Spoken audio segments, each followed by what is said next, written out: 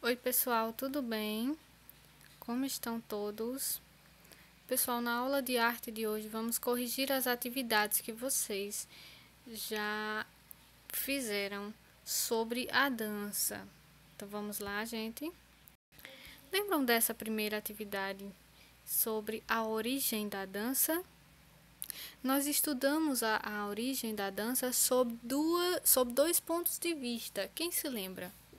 O primeiro foi o ponto de vista histórico, segundo o qual a dança teria surgido ainda na pré-história, quando o homem habitava cavernas e acreditava que a natureza era um deus que tanto lhe trazia as coisas necessárias para a sua sobrevivência, quanto lhe trazia perigos. Então, para se comunicar com esse Deus, a quem o homem queria pedir que lhe protegesse do perigo e lhe trouxesse as coisas boas, o homem dançava, né? Batendo os pés no chão e andando em círculos em torno de uma fogueira, né? Com o tempo, além de bater os pés, o homem começou a bater com as mãos, bater nos objetos, para fazer com que essa natureza, que era o seu Deus, os escutasse. O escutasse. E vocês conheceram também a origem da dança segundo a mitologia grega. Antes do surgimento das diversas ciências que conhecemos,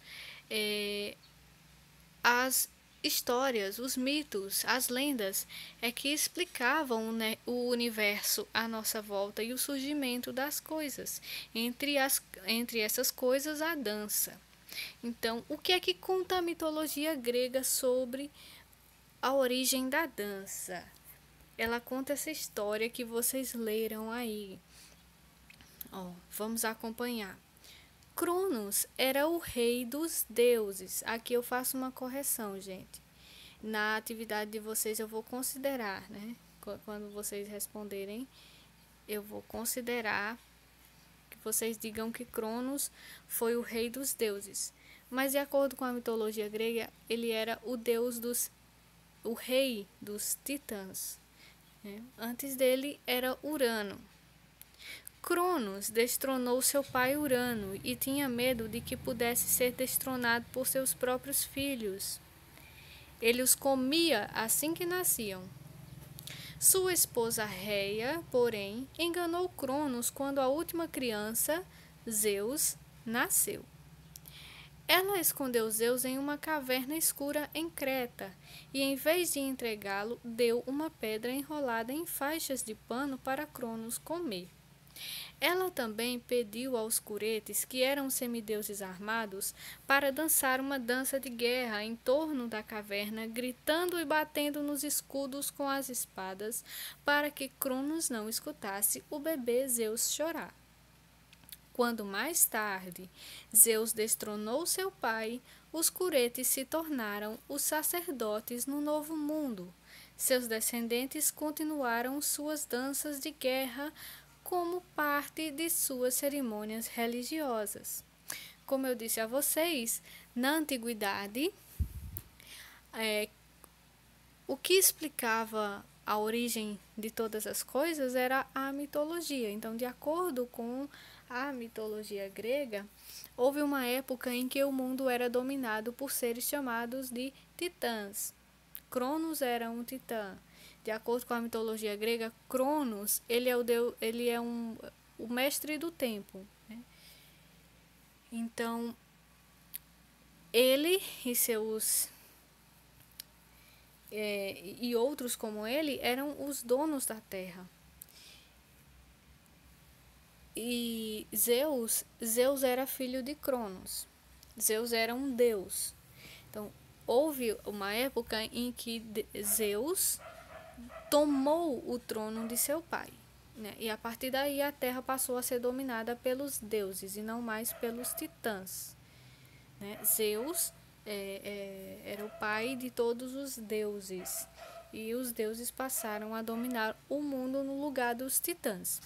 Dito isso, gente, vamos nos concentrar no que é dito sobre a origem da dança. Número 1. De acordo com o texto lido, quem criou a dança e para quê? Vocês já responderam essa atividade, portanto eu já vou direto para as respostas. De acordo com a mitologia grega, a dança foi criada por Reia para salvar o filho Zeus de ser devorado pelo pai. Segundo a crença dos gregos antigos, quem recebia o dom de dançar? Somente os deuses, pois a dança era algo sagrado? Somente algumas pessoas a quem os deuses presenteavam com esse dom? Todas as pessoas, pois os deuses achavam que todos deviam dançar. De acordo com o texto que vocês leram, somente algumas pessoas a quem os deuses presenteavam com esse dom. Número 3. Quem era Cronos? O rei dos deuses, o filho de Zeus, o monstro marinho, o filho de Reia. Na verdade, vocês vão marcar aí a alternativa número 1, mas vocês vão trocar aí esse deuses por titãs, né? Ele era o rei dos titãs. Número 4. Por que Reia levou Zeus para uma caverna? Para protegê-lo do barulho que os curetes faziam? Para protegê-lo dos inimigos de Cronos? Para que Zeus não fosse comido por Cronos ou para poder amamentá-lo com tranquilidade? Não é nem preciso pensar muito, né? Para que Zeus não fosse comido por Cronos. Número 5. Por que Cronos comia os próprios filhos? Porque foi amaldiçoado a fazer isso pela vida toda? Porque não sabia como criar todos os filhos? Porque não tinha mais nada para comer? Ou porque tinha medo de ser destronado por eles? Porque tinha medo de ser destronado por eles. Onde viviam os curetes? Onde viviam os curetes? Eles viviam em Creta. Retire do texto a parte que conta como foi que Reia salvou a vida de Zeus. O texto conta o seguinte, que ela escondeu Zeus em uma caverna escura em Creta e, em vez de entregá-lo, deu uma pedra enrolada em faixas de pano para Cronos comer. O que Reia pediu aos curetes? Que dançassem uma dança de guerra em torno da caverna, gritando e batendo nos escudos com as espadas, para que Cronos não escutasse o bebê Zeus chorar. Número 9. O que fez Zeus depois que ele cresceu? Destronou Cronos. Número 10.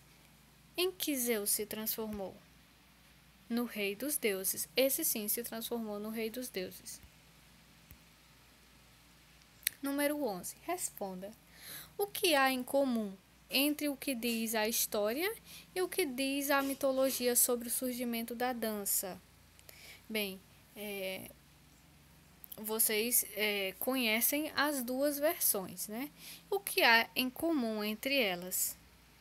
Ambas as versões levam em consideração a existência de deuses e trata a dança como algo sagrado. Tanto nessa versão que estamos trabalhando aqui, que é a versão da mitologia grega, quanto aquela versão histórica, que diz que a dança surgiu ainda na pré-história, todas essas versões levam em consideração que existem seres que dominam a Terra.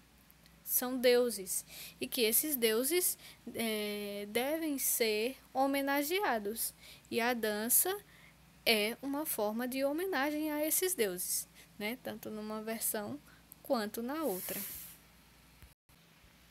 Vocês já viram também que podemos dividir a dança em dois grandes grupos: danças tribais e danças folclóricas. Vocês ainda lembram o que são danças tribais? O que são mesmo danças tribais? São danças ligadas a tradições de povos ancestrais. Veja, sabemos que a dança existe há muito tempo.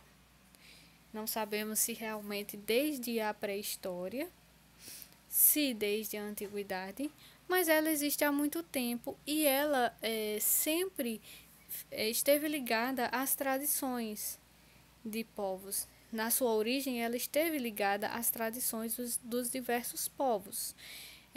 Então, as danças tribais, elas existem até hoje, né?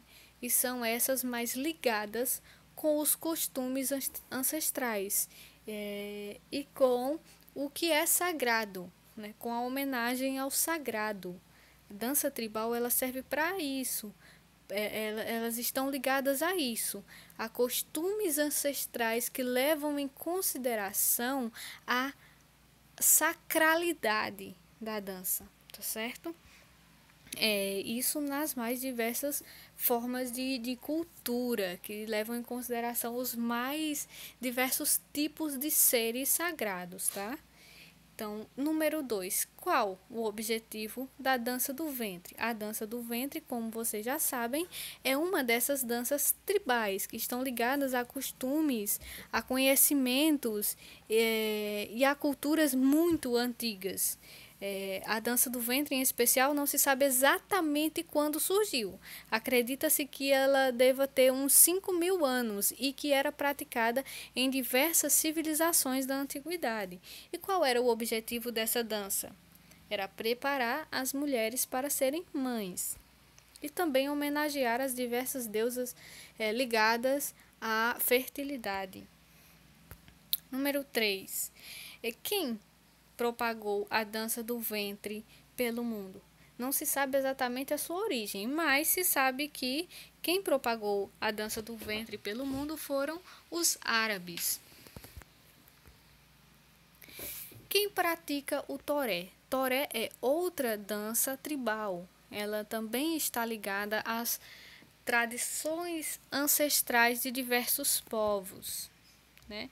E quem são esses povos? São os povos indígenas da região nordeste do Brasil. Temos ainda as danças folclóricas, não é? Então, vocês já leram sobre as danças folclóricas? Já sabem quais as suas características? Então, de acordo com o que vocês leram, o que são danças folclóricas? Danças folclóricas, elas são formas tradicionais de danças recreativas do povo. Recreativas, isso faz toda a diferença entre danças tribais e danças folclóricas. As danças tribais, elas estão ligadas a tradições sagradas, tradições religiosas, enquanto que as danças folclóricas, elas estão associadas às diversões de uma determinada cultura, as brincadeiras, as histórias contadas de geração em geração por diferentes povos espalhados pelo mundo afora. Então, são danças ligadas à diversão e também à socialização de pessoas. A dança é algo que aproxima as pessoas. Imaginem aí, na nossa cidade, por exemplo, quando tem qualquer evento festivo, sempre tem música, né? A música leva a dança. Observem uma pista de dança, né? Sempre está cheia de pessoas conversando, interagindo em meio aos passos de dança. Então, as danças folclóricas, elas também têm essa característica de aproximar as pessoas, de fazer com que elas socializem. Número 2. As danças folclóricas são danças recreativas. O que isso significa? Bom, eu acabei de explicar, não é? Então, vamos às alternativas. São danças realizadas em cerimônias religiosas com o objetivo de comunicação com o divino? Não. Isso é uma característica das danças tribais. As danças tribais é que tem essa característica de promover uma comunicação com entidades divinas, com aquilo que é considerado sagrado por diversas comunidades pelo mundo afora. Letra B. São danças que ocorrem nas mudanças de uma estação do ano para outra? Não. Isso também é característica das danças tribais, né? Que levam em consideração o sagrado nos diversos acontecimentos da natureza, como a mudança de uma estação para outra. Então, as comunidades mais antigas, elas comemoram a passagem de uma fase do ano para outra, comemoram com dança porque acreditam que a dança ela serve de ligação com o divino, tá? Assim como também nas mudanças de uma fase de vida para outra, casamento, nascimento, morte, tá? Isso também é característica das danças tribais. Letra C. São danças que têm como objetivo a diversão e a descontração. Seria isso? A setinha que vai aparecer aí vai correr um pouquinho, mas é a letra C. São danças que têm como objetivo a diversão e a descontração. Número 3. O folclore brasileiro é rico em danças que representam as tradições e a cultura de uma determinada região. A que aspectos da cultura brasileira estão ligadas às danças folclóricas? Estão ligadas aos aspectos religiosos, festas, lendas, fatos históricos, acontecimentos do cotidiano e brincadeiras. As danças folclóricas, gente, algumas vezes estão ligadas à religiosidade de um povo também. É o caso de muitas danças do folclore brasileiro, mas além desse caráter religioso, existe também a brincadeira, a descontração, o relato de situações cotidianas durante algumas apresentações de dança, tá certo? Número 4. Explique como são praticadas as danças de roda. Algumas danças, como as primitivas, são de roda, pois nelas os participantes fazem roda, ficando o dançador ou o par no centro, como no caso do samba de roda ou batuque. É a forma mais antiga de dança, é a dança em grupo e com os participantes formando uma roda. Essa foi a forma de dançar encontrada pelos primitivos, né? De acordo com a história da dança, né, os homens pré-históricos dançavam dessa forma, em círculo, em redor de uma fogueira, batendo os pés no chão. Então, essa é uma organização,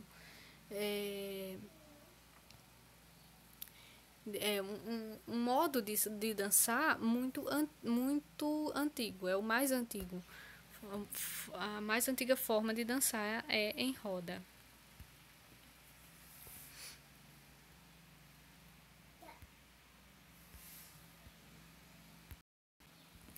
Na questão número 5, vocês têm que relacionar a primeira coluna com a segunda.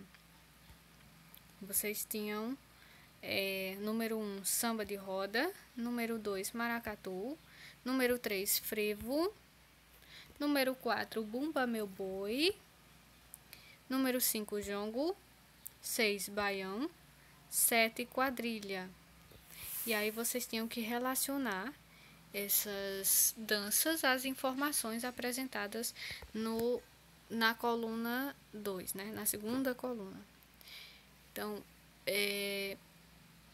o que era dito sobre o samba de roda, que surgiu na Bahia e é uma variante tradicional do samba. O samba é uma das danças mais populares da cultura brasileira e digamos que seja uma das maiores formas de sermos reconhecidos fora do Brasil, né? É um dos nossos carros-chefes culturais, vamos dizer assim. Somos conhecidos, entre outras coisas, através do nosso samba. Número 2, maracatu. Reúne elementos culturais afro-brasileiros, indígenas e europeus. O maracatu, gente, é um dos nossos maiores símbolos de mistura, né? De mistura da cultura africana, indígena e europeia que se deu aqui no Brasil. O maracatu é uma apresentação que conta uma história. O maracatu ele é apresentado em forma de cortejo, e esse cortejo é um cortejo de coroação, tá? Então, é organizado com base nos cortejos das diversas famílias reais que existem na Europa, mas a figura que é coroada durante o maracatu é um rei africano, né? E há diversos elementos da cultura africana nas apresentações de maracatu, inclusive os instrumentos musicais, os passos de dança, os personagens existentes, muito embora o cortejo ele seja semelhante a uma coroação europeia, tá? E o maracatu, ele surgiu aqui no Pernambuco e é um dos maiores representantes da nossa cultura. Assim como o número 3, que aparece aí, o frevo. Inclusive, o frevo é patrimônio cultural imaterial do nosso estado, tá? O que seria um patrimônio cultural imaterial? Por que patrimônio? O que é um patrimônio? Patrimônio é um bem, é algo que nos pertence. Então, se ele é patrimônio de Pernambuco, podemos dizer que o frevo pertence a Pernambuco. Patrimônio cultural. Por que seria um patrimônio cultural? Porque ele é representante da nossa cultura, da nossa vivência, dos nossos costumes, tá? E por que é um patrimônio cultural imaterial? Imaterial, com I. Porque é o contrário de material. Material é algo que a gente pode tocar, não é? Um patrimônio cultural imaterial é algo que está presente na nossa memória, na nossa vivência. Então, as danças, elas existem na nossa memória, não é algo que a gente pode tocar, mas elas existem na nossa memória cultural. Então, o frevo é patrimônio cultural imaterial de Pernambuco. Então, o que é dito sobre ele aí? Os dançarinos usam um pequeno guarda-chuva colorido. Claro, isso é uma das marcas dessa dança que é nosso patrimônio. Número 4. Bumba Meu Boi. Possui traços da cultura espanhola, portuguesa e africana. Número 5. O jongo. Conhecida em alguns lugares como Caxambu. Número 6, o baião. A dança ocorre em pares com movimentos parecidos com o do forró. E o número 7, quadrilha.